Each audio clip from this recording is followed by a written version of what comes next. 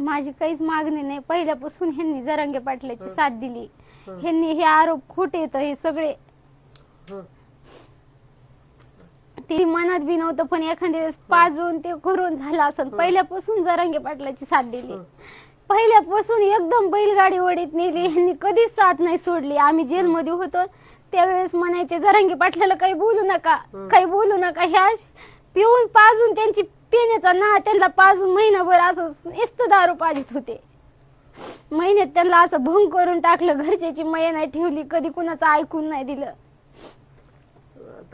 तसं कधीच मनात नव्हतं पण आता दारू पाजून एखाद्या वेळेस शब्द चुकत असते त्याची मी काय गॅरंटी देऊ. पण त्यांच्या मनात तसं कधीच नव्हतं.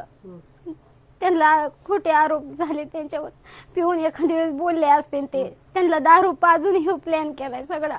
हे जरांगे पाटलाला कधीच सोडित नाही. तर इथं घरी पण ते पूजा करते. तर त्यांच्या मोबाईल मध्ये बघा फोटो त्यांचेच, स्टेटसला फोटो पण त्यांचेच.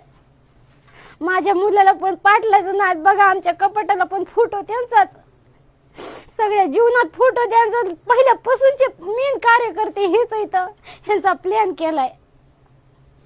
माझ्या नवऱ्याला ही शिक्षा आहे ही सगळी. आणि त्यांचं काही जर हे झालं तर आम्ही पण जगू शकणार नाहीत. आम्ही पण गळफास लावून मरणार इथं. मी माझा मुलगा दोघं पण आणि त्यांची आई पण मरत. आम्ही हे आमचं सिद्ध करत होतं. आणि आमच्या घरी रुपये पण आणलं नाही. आमचं घर बघा. मी रोज कष्ट करते, रोज मंजुरीला जाते.